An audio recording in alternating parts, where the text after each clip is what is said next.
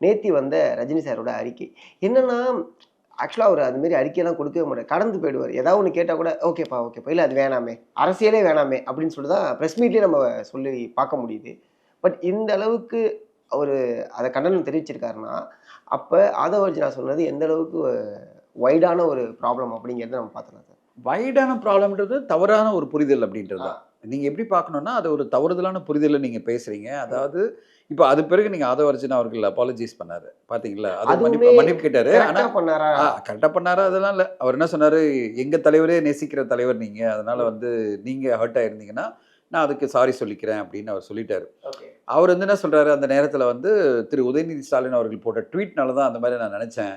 ம். உங்கள பிரஷர் பண்ணாங்க அப்படின்றாரு. ஓகே. உதயநிதி ஸ்டாலின் சார் வந்து ஒரு ட்வீட் போட்டாராம். அத பார்த்து இவர் வந்து பிரஷர் போட்டாங்க அப்படின்னு நம்பிட்டாராம். அத ஆ. வந்து இவர் சொல்லிட்டாராம். ஓகே. இதெல்லாம் வந்து ரொம்ப ஒரு மாரி ஜஸ்டிஃபிகேஷனுக்காக ஒரு கதை சொல்லுவாங்கல்ல. அத ஆமா. அவரு சொல்றாரு. ஆ. அ உண்மையிலே என்ன அப்படின்னா, நீங்க என்ன ப்ராப்பரா அனலைஸ் பண்ணி இந்த ரீசன்னால தான் நான் சொன்னேன்னு சொன்னா அது ஓகே. ம்.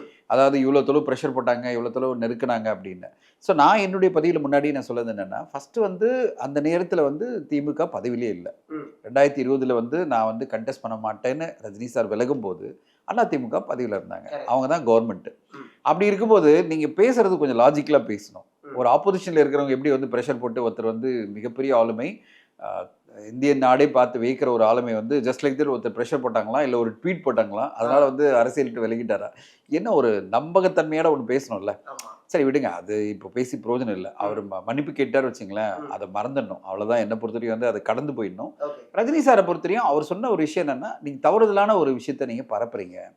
நீங்க தவறுதலான ஒரு மேட்டர். நான் அந்த மாரி இதுவே கிடையாது. நான் ம். பண்ணவே இல்லாத போது, நீங்க வந்து நான் பண்ண மாதிரி, அதாவது பிரஷர்னால நான் விலகிட்ட மாரி ஒரு பிம்பத்த உருவாக்குறீங்கல்ல. ஆ. அப்போ உங்களுடைய தலைவர நீங்க பெரிய ஆளா ஆக்குறதுக்காக என்ன நீங்க சிறுமைப்படுத்துற மாரி ஒரு விஷயம் சொல்றத என்னால ஏத்துக்க முடியாது. கரெக்ட். அதுதான் அவர் வந்து ஸ்டேட்மெண்ட் என்ன சொன்னாரு, காலம் சொல்லாது. ஆமா. அப்புறம் காத்திருந்து பதில் சொல்லுன்றார்ல. ஆமா. அதாவது நீங்க இப்படிலாம் பேசுனீங்கன்னா, உங்களுக்கு பதில் காத்திருந்து காலம் பதில் சொல்லும். ஓகே. உடனே சொல்லாது.